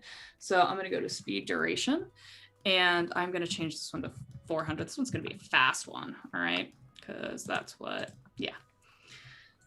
But I also, since I've got my effects pulled up, another thing that I do like is I do like that video transition. I do like the dip to black at the end. Yeah. So I'm going to put that in my very last right there. But now this is kind of where I'm at with my time lapse. It's funny because I find myself, I continuously just play them just to check. And I'm like, oh, mushrooms are so cool. It's so cool. I mean, I could watch this 100 times, honestly. And I got mesmerizing, I think has been the key word thrown around here. It's been such a weird journey. So it's now coming together and I am liking this. But another thing that I like doing that kind of adds another layer is, and I didn't do this for the one that I shared with you. I just started playing with this honestly, prepping for this class. And I'm like, oh, I should have done that. But another thing that I like doing is just zooming in a little bit. So when it's growing, you feel this. Mm-hmm. So where I think that this would be really cool is right in here for this clip, because this clip is just one of my favorites. And I want to kind of zoom in a little bit, but nothing that you see that you're zooming in, but more feel that you're zooming in, if that makes any sense. Right. And I do that with these keyframes over here with the scale keyframes. Okay. So what you do is I start by hitting this toggle animation, and that creates my first keyframe. I'm going to take that keyframe and I want this to kind of start at this size. So I'm going to just drag it all the way to the left, which drags it to the start of this clip. And let me know if I'm explaining this well, or if I could explain it better, because yeah. So now I'm going to go ahead and zoom in of where I kind of want it to end, which is nothing more than that. just a small zoom in. So it's created this other keyframe for me, which is at 116% now. And I'm going to take this keyframe and pull it to the very end of that sequence. So the sequence here is reflected in the timeline here, right? And now when we play that little piece, you'll see it moves in just a little bit. Ever so slightly, yeah. Yeah, which I think makes a huge change. I'm going to do it on this piece as well. But this one, I'm going to make it a little more obvious. I might do it too much, but then we'll scale it back. And you can also take this and say, I want it to zoom. There's a lot of black space here on the right. Say I want it to zoom more into this area. I can do that by playing with the position. So I toggle animation here. This is where I want it to start, is right here. But where I want it to end is maybe a little bit into that area. So I can move this a little bit to the right and a little bit to the left. So do you see there's a black bar here and here, which there won't be once I pull this over all the way to the end. But now, sorry, let me know if I'm being articulate enough there. But now you're going to see it zooms in ever so slightly, and it keeps it moving down to the bottom left. It makes it more dynamic. I agree. So that's keyframing in a nutshell. I think you explained it very well. And that is pretty much the cornerstone and the basics of just motion movement. And it's all with those little stopwatches. So she animated 2 individual parameters, the scale and the position. Scale is just going to go in depending when your anchor point is. If you don't have an anchor point set, it's just going to go in the middle. But you can also move it with position. So you're moving 2 things at once, and you always decide the start and the end. And you do it with those little stopwatches. And yeah, I agree. I mean, these are already very mesmerizing time lapses, right? But when you add that subtle camera movement to it, it makes it just more dynamic, and it really increases that production value. I agree. I mean, it's something super easy and pretty quickly to do, but it does add a whole nother element to these time lapses that I think is very cool. For sure. Well, now I'd love you to show off your hyperlapses. Yeah, let's do the hyperlapses. Okay, so let me switch to this screen. Here we go. So these are things that I love to do. Again, they take quite a while to do. You just really got to take a shot every second, but this is pretty much the effect you get, right? So you're focusing in on one thing, which is this is the painted ladies in San Francisco. And then I'm aiming at that middle house the entire time for like 400 shots. And I'm taking a step each time, and you kind of get this cool stabilized effect, right? And I also have an ND filter in to get that blur that's going on at the bottom. So yeah, that's a whole different version of time lapses. And then I have another one that I really like is, where is it? Here we go. This is the Palace of Fine Arts. Oh my gosh. So you're just going around, and it's a moving time lapse, right? Like you can see the cloud movement going there because this took like 2 hours to do. And then you're moving around a central point. You really got to aim and make sure you're aiming at the right spot to get this like stabilized effect. But yeah, these are the type of time lapses I like to shoot. Cool. How long did those take? It depends. I think this one, here's another one. I had to follow a sidewalk here, and I wasn't, it was all right. I liked it. But it really depends on how much ground I'm covering. So this one probably took like 45 minutes. The other 2, I think, was closer to 2 hours. And you're using Premiere to put these together, right? Yeah, Premiere and After Effects, actually. And I do want to shout something out. We had a question with John saying, can you change the speed at different moments in the time lapse? You actually can. And I did that here. You can see it at the end. It starts to slow down, right? It kind of gives this bounce effect. And you can either do that in Premiere or After Effects, but it's through something called, in After Effects, it's time remapping. And in Premiere, it's called, I don't know, we can look into it. I do speed. I can do speed ramping. Yeah, speed ramping. Sure. That's what it is. Yeah. So I can, those keyframes that we use to to zoom in. You can create keyframes on your sequences, and you can create those keyframes to do speed. You want me to show you how to do that? Yeah, let's do it. Oh my gosh, that's such a good question. And like, okay, so say you wanted, let's do this one. Actually, I love playing with speed ramping and time on time lapses. It's very cool. So I'm glad we're looking into this. Oh my gosh, this is just think of the chat real quick. How did you do that, Paco? Fairy's asking. Like it takes a lot of patience and a lot of trial and error. It's a moving time lapse. So you're taking a shot and then taking a step right every time. But you really got to make sure the ground is level because it'll get wobbly if it's not. You got to make sure you follow like a line for that San Francisco Painted Ladies one, I just followed the sidewalk, the outside sidewalk, and that was my guide to keep it straight. It almost looks like a drone. Yeah, I've actually gotten that before. It's not a drone. It's just you really got to stabilize it. That's the key. Well, the one thing that when I did my first hyperlapse and I moved it into Premiere, there's a way to stabilize that time lapse. Yeah, warp stabilizer. It was the warp stabilizer. I stabilize all my time lapses. I almost have to, right? Because there's very, very little jittery movements. I don't get it perfect all the time. And warp stabilizer is, oh man, like it is a game changer. And Premiere has it. They didn't used to for a while, but it does have it now, and then After Effects has it. So I usually do a combination of Premiere and After Effects to get that. I love warp stabilizer. When I discovered that, it was key. My world opened. Yeah, yeah, and you could fine tune it too. Like you could go advanced. You can tell it what to reference. Like it can get pretty advanced, and you can get some pretty solid results if you really mess with it. It's amazing, and I think that like I do a lot of video work, but a lot of times when I'm doing my video work, it's like I'm shooting a quick shot without my tripod or without stabilization gear. Yeah, warp stabilizer can fix that. And warp stabilizer fixes it. And so it's like, once I discovered it, I went back to all this old footage that I thought I had to throw out. And I'm like, oh, I can fix it now. It was one of those, great moments learning that.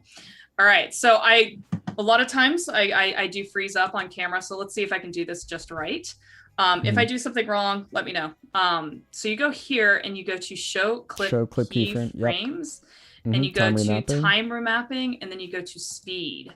Boom. Okay, so now let me make this bigger so I can actually see it. So you see how it's made this line here, right?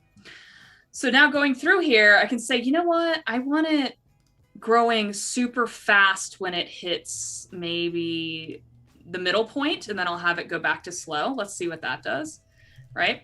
So you can take, let's see, you take the pen tool. Is that correct? Am I doing this right? Yeah, I think so. Yeah, I think it is the pen tool, but you're creating keyframes on it. You're telling it like when to start, when to slow. And then I can move this line. So I cut that and say I want this to go at like 300%, so go really fast. I can pull this up, and this is changing the speed. So what it says there right now while I'm moving that line up is 287%. So that part went super fast.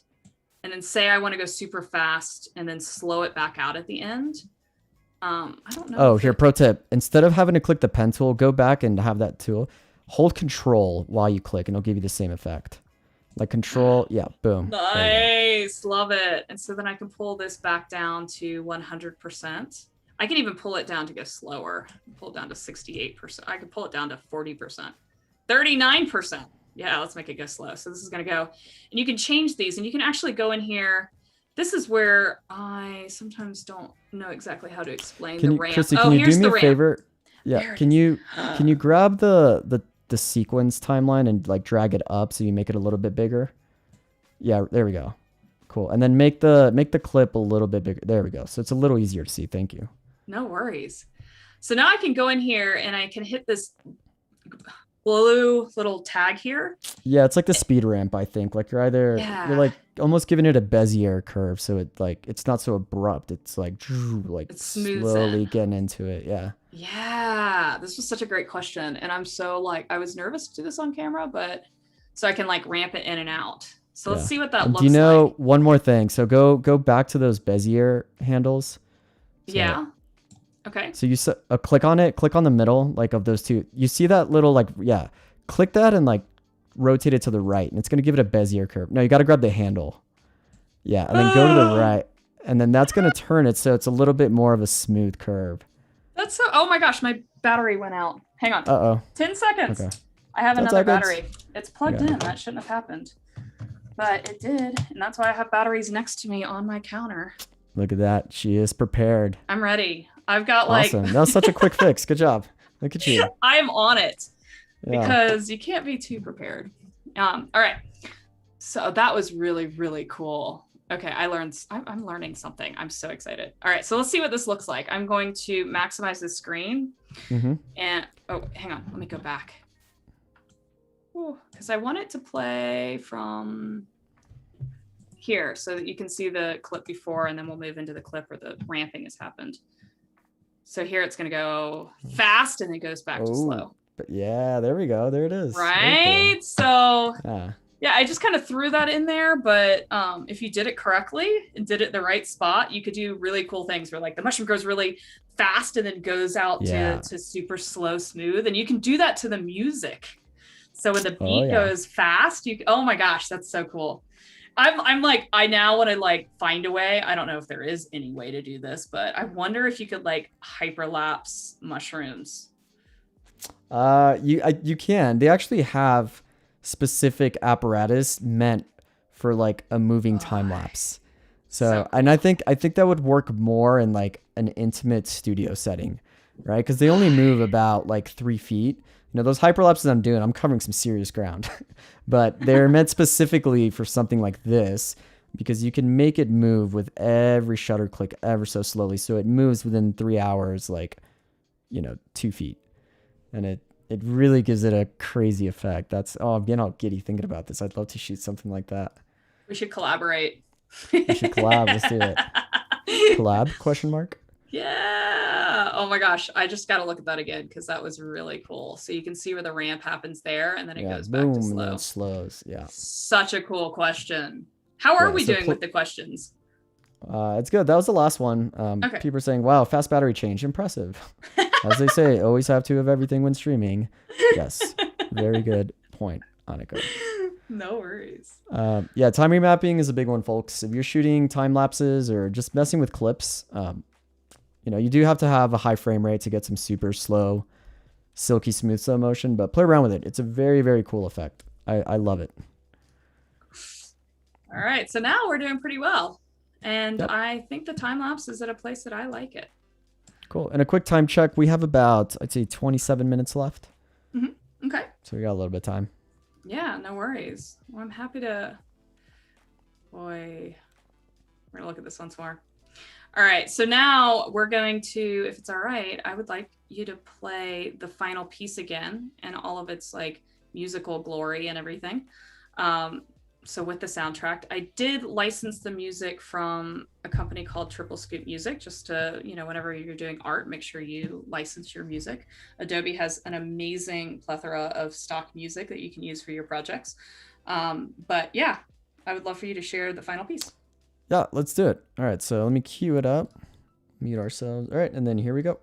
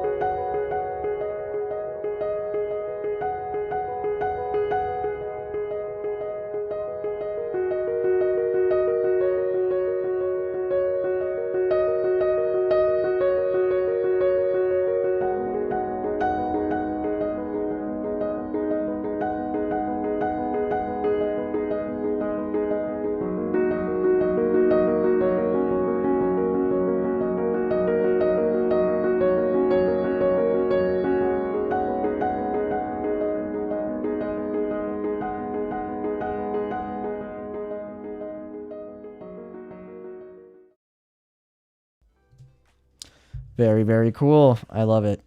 I can never not watch that. Oh, no worries. Well, I'd love to go ahead and... Oh, do we have questions? No, just general comments. They're saying the music fits so well. So inspiring. Bunch of hearts with mushroom emojis. Love it. This has been such a crazy journey. I never thought I would be so excited about mushrooms. Yeah, and this all happened between...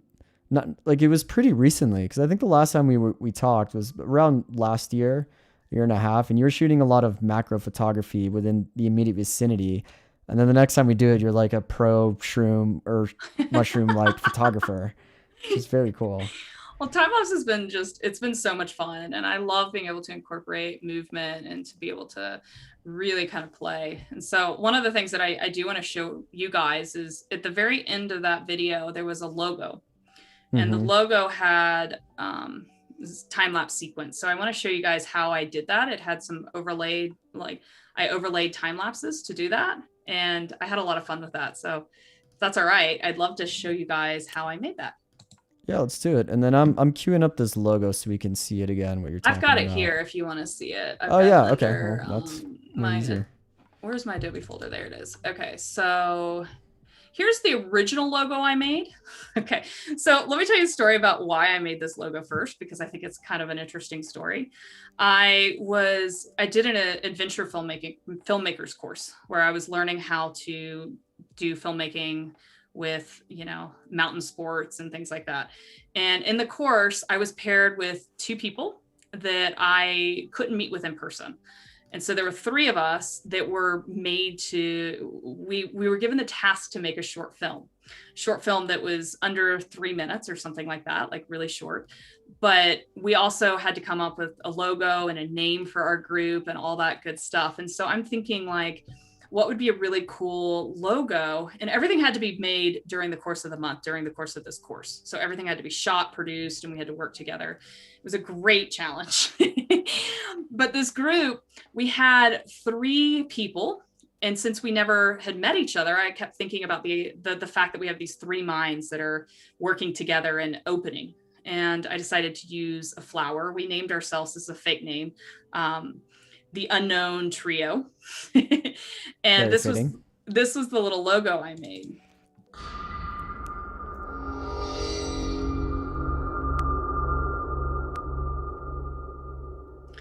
Very cool. I had so much fun making that. I ended up changing it and putting my logo in the middle, and now I use it as a logo for my time lapses because it's kind of fun. But I'd like to show you guys how I made that. Here's my little folder of tulip edits. So I took a whole bunch of photos. I did go into Lightroom and made them black and white and made a whole bunch of black space around them.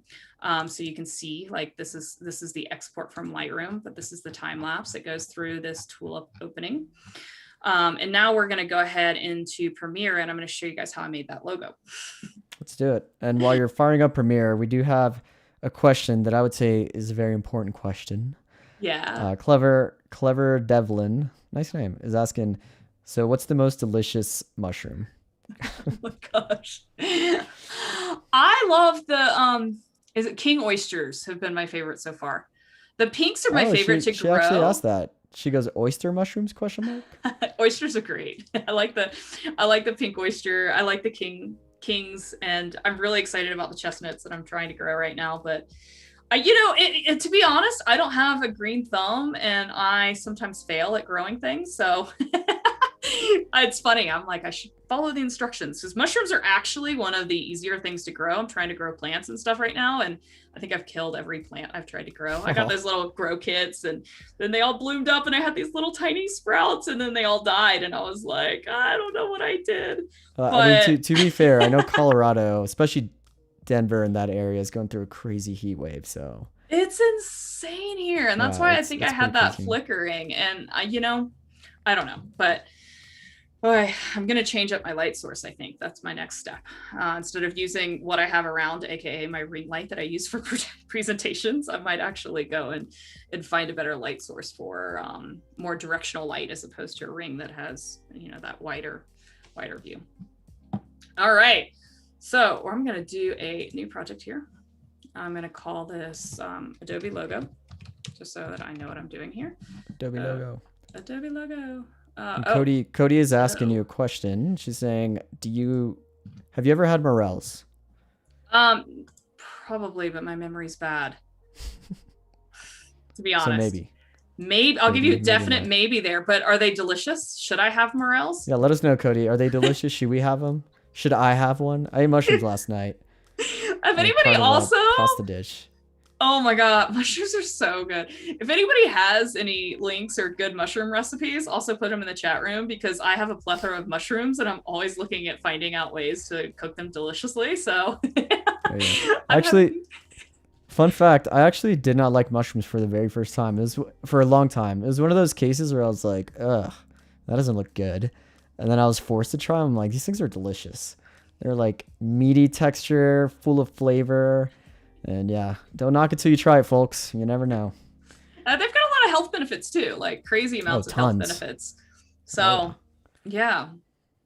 I've never had a subject that you know, you end up like making gourmet meal out of afterwards. Yeah. All Yeah, right. you don't really cook your Yeah. you don't cook your talent except unless they're mushrooms, then it's all fair So, game.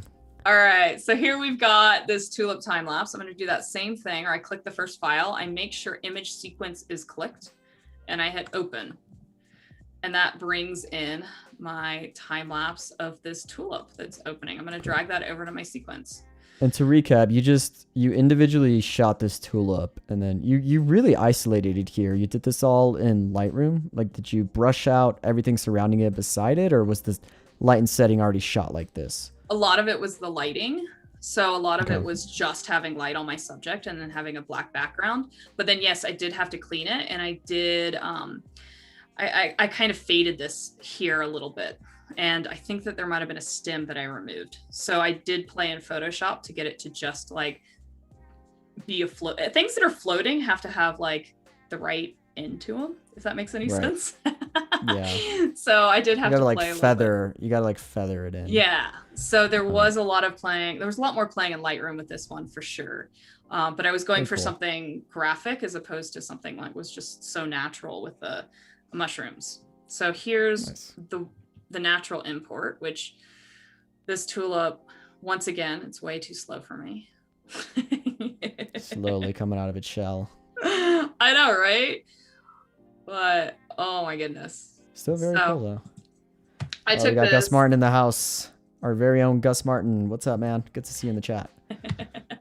I just right clicked on it. I changed speed duration and I moved that to 300%. Nice. And so now let's see how fast it opens. Much more my speed. There we go. I actually could go a little faster than that. I still want it to be just like a really, really short, like 4-second clip. I'm gonna go 340. How about that? Yeah. There we go. There we go. All right. So I took this and I copied it. And I did that by just hitting Control C, or if you're on a Mac, Open Apple C. It's Open Apple, right? Yeah, Command, I think. Command. Is it called Open Apple? I'm not sure. I don't know. It's the Command key. Command C, and then Command C or Control C on Windows. Yeah. Then I move my little blue line to the right here, and then I do Control B, and I've got another layer here. Now I'm going to move this to go right on top. Right? So now it's just 2 layers of the same exact thing. Okay. But I want this one to be in a different position.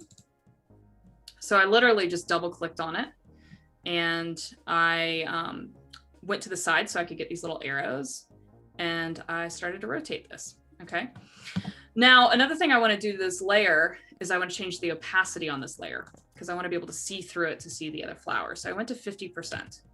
Right? So you can see these 2 flowers and I moved them around so that they were kind of touching. I'm just double clicking and getting back to where I can just play with it there. Do you see that? Mm-hmm. Yeah, kind of moved it in. I love shapes. And so I was kind of really wanted to use the shape of a triangle for this. All right. So now I'm going to do Control V and get another one of these layers and put it on top. Change its opacity, which is over here on the effects control, change it to 50% again. All right, and so this one is now on top and I want to change the position of this one. So I double click and I'm going to rotate that to finish the triangle. Pretty cool, right? Very cool. So I want the stems to kind of be in the same relative place. So this takes some messing with. Just takes some like fine tuning. Right? I think that looks pretty good. And now this top flower to me, it does seem too bright. So I think I moved this down to 30%. So I did 30% on the top layer, 50% on the second layer, and the bottom layer is at 100%, obviously. So now when I play this, it's these 3 time lapses opening. Very cool. Which brings out this great shape, right? Yeah. So I think you can make it bigger, you can center it, you can do all those things. I think I ended up using, I moved all that stuff around just over here because with the 3 layers, it's like really easy. I think I put everything, let's do it at like 150%. Let's do all 3 of them. Let's make them bigger. So a little bit of fine tuning. And this is just a lot of fidgeting, obviously. Yeah. So now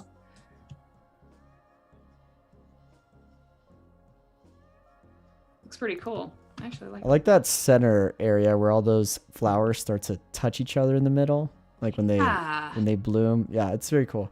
I agree. I think working with congruent shapes, like this is something very custom that you made, but you're making it congruent with the triangle or any of that. Like that stuff is always so mesmerizing. It's fun. It's fun to play with, like, because shapes make us feel a different way. And like triangle and square are power shapes that make you feel like, when I think of a triangle, you know what I think of? I think of Zelda. Ah, you know, when course, you win, you get the Triforce. There's like a victory feel to me whenever I think of a triangle. Like it's a victorious shape. It's like perfect uniformity. You know, it's just very pleasing. Yeah, so I'm just being a little OCD here and changing everything so that it's centered. And I'm doing that by selecting each of the individual layers and then moving it with the position tab over here. That looks about centered. Is that centered to you? Maybe? Yeah, it looks like it. I mean, I see a triangle there. All right, so let's see how this works. The Triforce. The 3 minds opening. Yeah. I love it. So I love stacking time lapses, and I've done some stuff with some florals and stacking floral time lapses, which I will be happy to show tomorrow if we have time tomorrow. So just some like really just kind of playing with creating and playing with that opening. So here I'm going to double click on this empty space here to import more media, because I want to import my logo. I've got my logo on my desktop. I have my logo as a PNG file. And I have it as a PNG file because I need it to be translucent for this, because I want to be able to see through it and be able to see the flowers. You do not want to import a JPEG or anything like that. What are the files? PNG, what's the other one that? PNG is one. What's the other one? It's mainly the one I use. Okay. I forget. Yeah, PNG is usually what I go for transparency. Cool stuff. So now I've got my logo. Felix in the chat. Got some new people coming in. Hi from Texas. Felix, welcome. Thank you for joining us. We have Kristi for about another 23 minutes. So if you have any questions, now is the time to ask them. Pick her brain about macro photography, time lapses, logo creating, which we're doing now. So, oh, look what you did. Look at the shark. You got the little circle congruent shape going on there too. So I double click on this logo layer, this PNG, and I want to make it the right size to kind of fit in the middle of this shape here. So I think that's a pretty good enough size. What do you think? Does that look good? Yeah. Is that centered? It needs to be centered because I'm OCD like that. So let's see if the time works. Okay, so I think that looks good. But now I want this to be like, I want there to be a fun effect on this.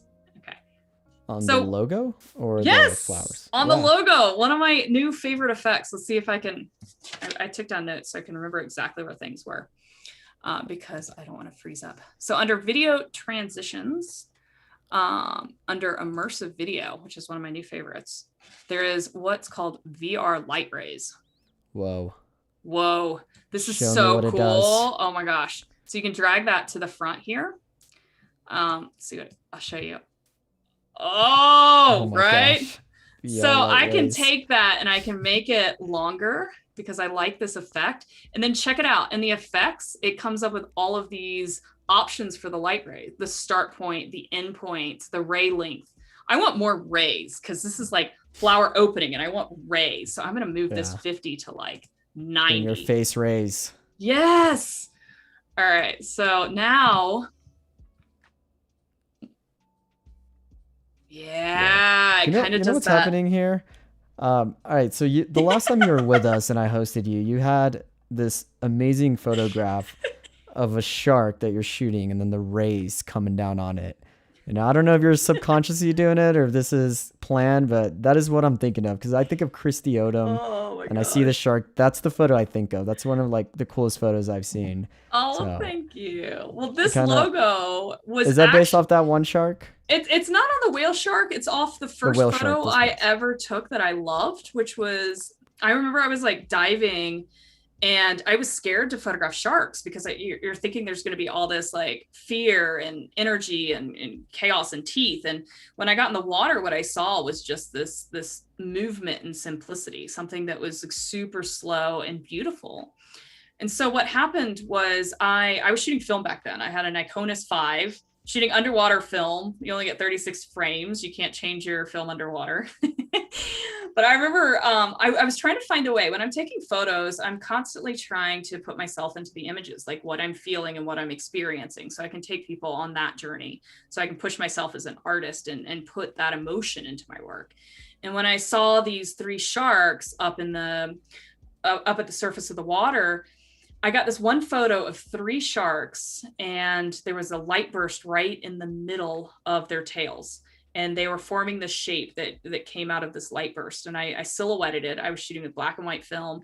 And it was the first photo I ever took that I loved. My art teacher in college, she was like, you want to know if a photo is good or not, put it on your wall and see how long it lasts. And I had that photo on my wall for like 10, 15 years. It was, do you remember the first photo that you took that you loved? I think so. I gotta think about that. I do actually. It's What hard was not it? to love. It was Yosemite. So I used to live there, so I have a bunch of photos of Yosemite, and I got a really nice sunset up at Glacier Point of some alpenglow on Half Dome, and that photo is actually sitting in my bedroom. Here we are, 12 years later, still there. Nice. So yeah, I agree. That's how you love a picture. I would love to plug that photo, or if you have your Yeah. website, is that up somewhere? Like I'd love to show the chat the whale shark if that is accessible, and then maybe the shot that you're talking about if you have it. If not, don't sweat it. Yes, let me think. I might. It's probably on my website. So the whale shark is on my website for sure. I don't know if this shot is on my website, but I will have it for tomorrow. Okay, cool. We do have a comment from the chat. So well, John real is quick, let saying- me finish the yeah, quick. go for it. Go for So it. this shot, the first shot that I ever took that I loved, when I was looking at making a logo for my company, I reached out to an artist friend of mine and I was like, is there any way you can somehow incorporate the first photo I ever loved into my personal logo? Because I wanted to feel that passion and that heart every time I looked at my company logo. And he came up with this amazing design. Love it. And it's stuck with me ever since. He's made this design, I think it's got to be about 10, 15 years old, but I've used it. I love it. You're I'm still rocking it. That's how you know you really love something. Okay, but yes, you had questions. I'm sorry. No questions. It was a comment that I wanted to point out because I think it's a very beautiful comment. So John is saying the daffodils as they open are like the swans in Swan Lake, the ballet, rising up from their sitting position. That's what they make me think of, which I agree. Yeah, that's lovely. Everybody's got their own different interpretations of it, and yeah, it's the uniformity of it playing at the same time and making a shape out of it. I think there's a lot there that you could definitely decipher. Definitely. Like I love this logo for some reason, like this video logo. I've had fun kind of creating different video logos, but the idea of doing a time lapse and having flowers open, and it was just something that resonated with me, and I thought it was a lot of fun. I love a little spiral in the middle. I did take let's see, I think what I do want to pull it out just a little longer than the video so that these flowers fade and we're left with my logo for a second, but I want to do that nice and gracefully. And I also want to do a video transition. I want to do a dip to black at the end of the video logo. At the end of, so it's like my name will now kind of fade out. But also let's do it all. I want to do these dip to blacks at the end of each of these. These are the flower layers. I'm going to do a really short dip to black on all of those. I like my dip to black. All right. So I'm going to try this. Kristi, could this be the photo that we are talking about? Yeah, that's it. That's it. Oh my gosh, Awesome. Whoever found that. Thank you. You found that. It was on my Instagram. Well, Chris, yeah, it was a tag team. Cody linked it and then I just saw it on your Instagram. Nice. Thank you, guys. Very cool. I'm on a fairly new computer today, so I just don't have a big archive on here. My presentation computer I keep quite clean. As you can see, you should see my desktop on my other computer. Oh my gosh, it is like ridiculously bad. This desktop is nice and clean because I don't keep anything extra on this computer. All right, so let's see how that looks. Ah. Whoa, the timing there is really working. The second it does that VR light glow, it's almost like when the petals touch each other. Yeah, and you can change that too. You can change, so if you click on this VR light rays and then go over to your effects panel, you can kind of change all sorts of things about that. You can change the exposure, the dissolve length, you can change the start point. So there's all sorts of cool things with this VR. Yeah, I just discovered this. I thought it was cool. And I did this for the project where I didn't use my logo. I applied that same technique just to text. So I added a text layer, and yeah, I can show you guys how I did that. I gotta look around my... So I could do something like, yeah. Paco. Amazing. Oh, Oops. stop it. So we can do that to this layer, if that's all right. Yeah, let's see it. See what it does. So I was excited that that effect worked on text layers as well. Oops. It's like when people are watching you, you can't use your mouse. So I'm just gonna move that off. Move this on. Let's change this light ray. This might be too, I wonder if I lined it up right. Wow. Yeah, there you go. That's pretty cool. But at the same time, like a wave. Yeah, you gotta have the big ones though. I wonder how big we can go with the light rays. Let's see. I mean, does it go to 200? No. Way to find out. Max 100, 100. That's pretty cool though. It does give that underwater effect, and that's what I keep thinking of, just like those underwater photos that you've done. Very cool. So we're gonna move back to have this layer on there. Oh, and do you want to take it to another level? Can we take it to, do we have time to take it to another level? Yeah, we have oh my gosh. 8 minutes left. Oh gosh. Okay, well this is a fun, this will be worth it. You know how I was talking about the keyframes before? Oh yeah. We're gonna rotate these. Okay, check this out. Oh, all right. So I'm gonna do scale. I want all of these three to start at the point that they're at. So we're now on this first layer, but I want them to end where the other flower is, right? Right. Oh, not scale. I'm sorry. I shouldn't have done scale. Position. Rotation. Position. Oh, rotation. You're right. I'm sorry. Yeah. No, I want position. I don't want rotation. I want position and rotation. I want both of them. So I want them to start here and here. Okay. And then I want them to end. This one is going to rotate and end where that top one is. Okay, I should be able to do this in 8 minutes. We're gonna get it pretty close. Oh, I see what you're doing. Okay, this is gonna be pretty cool. So now I'm gonna take this here, move this to the very end, because that's where I want it at the end of the timeline there. I'm gonna do the second layer. I'm gonna do a position here and a rotation here. And now I'm gonna move this one by hitting these buttons. I'm gonna start with a rotation. I want this one to go where the bottom is now. So I'm gonna line it up. I hope this works. I think it will. We'll see in a second. Yeah. And I think yeah, okay. I'm very excited. The last layer, position and rotation. Oh my gosh, have you ever noticed that if you're talking to a group of people in a circle, that the whole group rotates? Watch. You'll be standing in a circle of people and one person will shift to the right and then the whole circle shifts. It's like this random talking rotation. It's usually clockwise.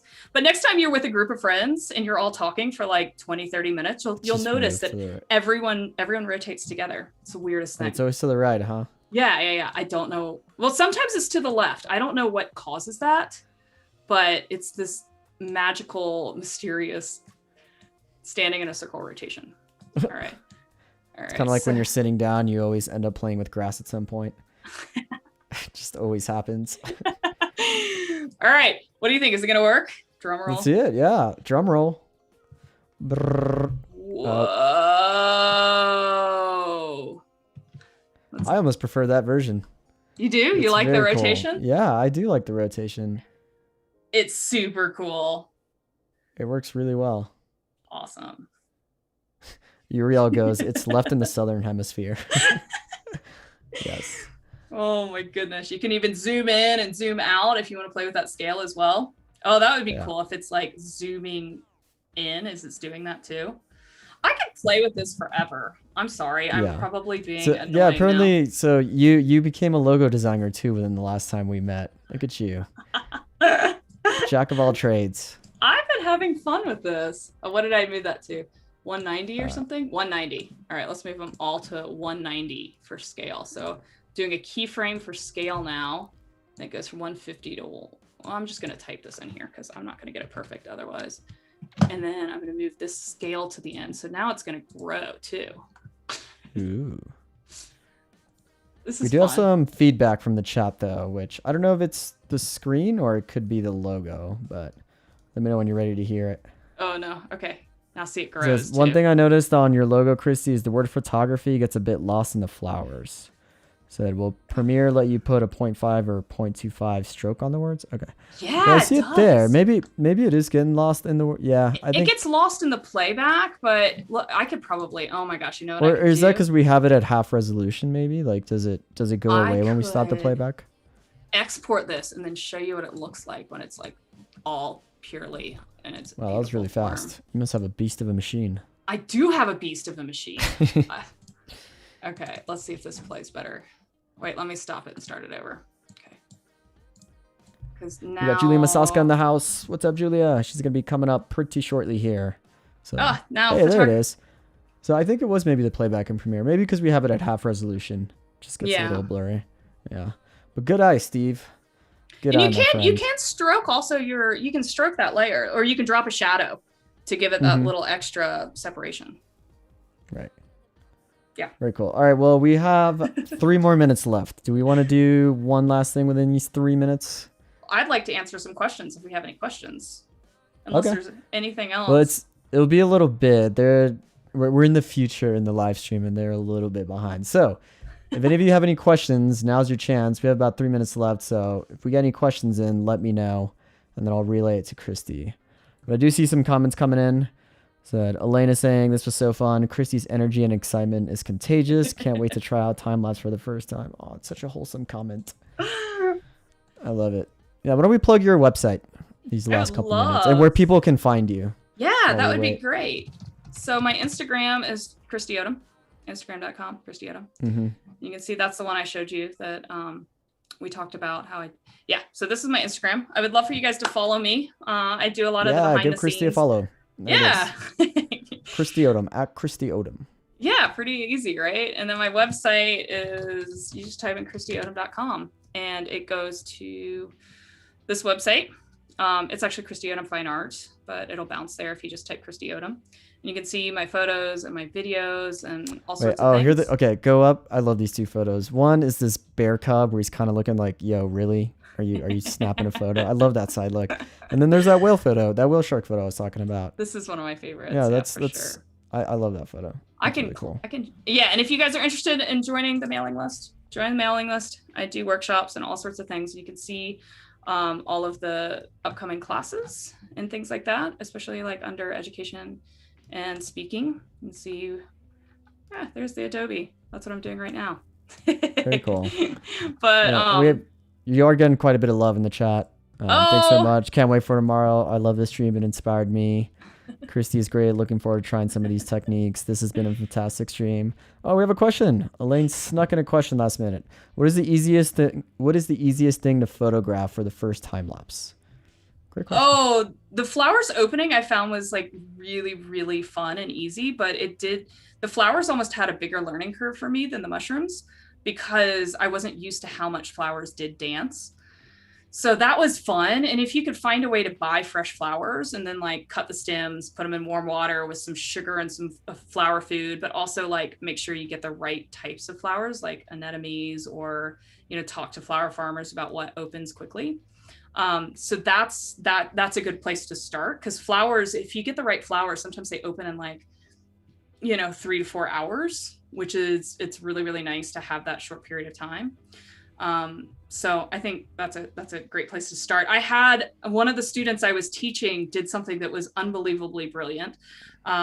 So he made a time lapse of home of literally a popsicle melting. So he put it on a stick. Oh, that's awesome. With a white screen behind, and it was so beautiful. Like it was like one of those red, yellow, and orange, like one of the bright popsicles, and the colors kind of mixed together and made different colors. And so his first time lapse and his way of practicing was literally a popsicle melting. And I think it also gave him an excuse to buy a whole box of popsicles and just use one. There you go. So just use one, but you can use anything. Sorry. Yeah. No, sorry. I got to wrap this up because we're going to get cut off here pretty soon. But again, thank you so much, everybody, for joining. This has been such an awesome stream. Very inspirational, very exciting. Kristi, it's been a pleasure. Don't forget, we have her again for day 2 tomorrow at 9:30 a.m. Pacific time. So tune in for that, where we're going to be doing more work with Kristi. And right after us is the Illustrator Daily Creative Challenge with Julia, who's in the chat. So stick around for that, and we will see you all tomorrow. Thank you. All right. Bye, everybody.